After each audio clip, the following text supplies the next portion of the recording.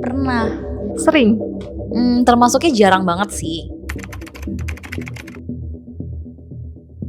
Enak sih, garing gitu. Lebih enak sih karena ya banyak micin ya. Ya so-so aja sih, aku sejauh ini belum pernah nemuin makanan pinggir jalan yang bener-bener enak banget. Kadang-kadang sih, kadang sakit perut, tapi habis itu ya tetap aja jajan juga. Waktu kebanyakan sih bumbunya pernah ya, jadi kayak sakit radang apa segala macam. Tapi abis itu kayak pas 2-3 kali gue beli lagi, gue sehat-sehat aja gitu. Iya kebal, udah baal aja gitu rasanya. Kadang-kadang sih, kadang sakit perut, tapi habis itu ya tetap aja jajan juga. Aku sampai diare gara-gara makanan di pinggir jalan. Jadi itu kenapa aku jarang buat makan makanan di pinggir jalan. Mau usahain sih. Nah, dari video-video tadi, tahu nggak kalau kita makan makanan yang terlalu higienis justru malah bikin kita gampang sakit loh. Hah? Masa sih? Itu mitos atau fakta ya? Masa makan terlalu higienis malah jadi gampang sakit? Nah, ini nih berarti yang harus kita cari tahu. Ini mitos atau fakta ya? Yuk, simak video ini sampai selesai. Kebersihan kan emang wajib nih untuk semua orang, mulai dari kebersihan diri sendiri sampai kebersihan lingkungan. Tapi untuk diri sendiri, konteks kebersihan diri sendiri ini ternyata nggak melulu harus diterapkan loh. Maksudnya gimana? Maksudnya gini nih, ini dilansir dari bisnis.com ya.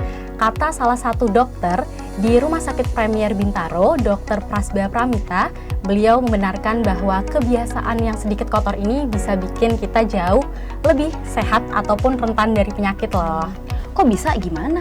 Bisa dong, hal itu karena tubuh membiarkan kita memiliki antibodi sendiri yang bikin kita rentan terhadap penyakit yang menyerang. Nah, misalnya nih, ada temanku nih, dia tuh orangnya nggak biasa banget deh makan di pinggir jalan, terus kalau mandi harus pakai air galon. Nah, orang-orang yang kayak gini kan justru bakal rentan terhadap penyakit ya, karena tubuhnya nih nggak ngebentuk antibodi. Bener banget. Kecuali kalau emang dia tuh punya alergi khusus kali ya. Oh iya bener. Tapi kalau misalkan kayak gitu, kira-kira penyakit apa aja sih kalau misalkan kita terlalu higienis begitu?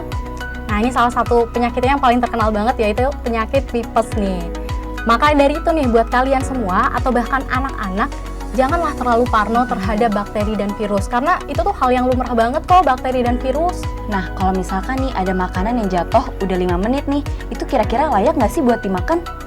Fun fact-nya nih ya, ternyata yang melakukan hal semacam itu yang belum 5 menit itu nggak cuma di Indonesia aja loh.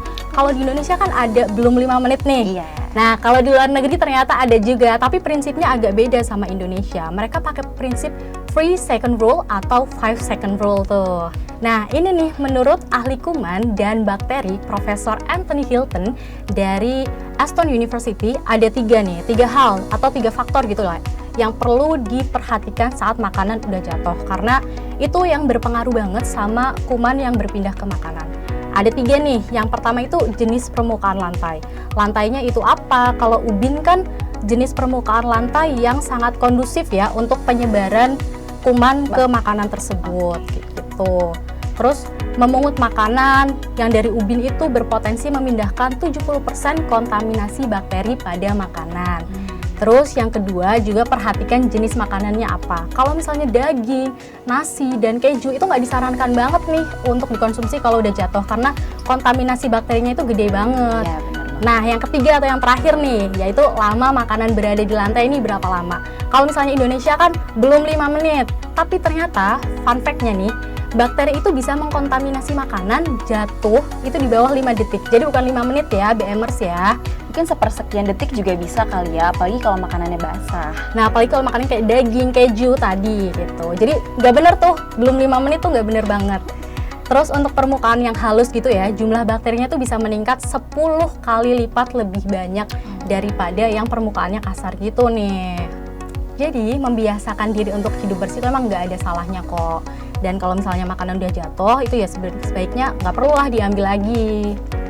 Jadi sebenarnya kalau bersih juga nggak apa-apa ya, maksudnya kalau misalkan itu udah terlalu bersih banget malah bisa jadi nimbulin penyakit, yaitu salah satunya tipes. Bener banget, yang penting makan makanan sesuai dengan porsinya dan tetap menjaga kesehatan seporsinya gitu sih, karena tubuh kita juga perlu nih dibiasakan untuk ketemu hal-hal yang nggak sehat untuk membentuk antibodi di dalam tubuh kita. biar kita nggak rentan sama penyakit yang menghadang ke depannya. Gitu sih. Oke, jadi kayak dalam tubuh kita juga ada antibodinya sendiri ya buat menghadang yang misalkan itu tuh baik atau enggak buat tubuh kita sendiri. Karena Bener. terlalu higienis juga belum tentu baik. Bener banget. Nah, itu tadi obrolan kita seputar makanan higienis.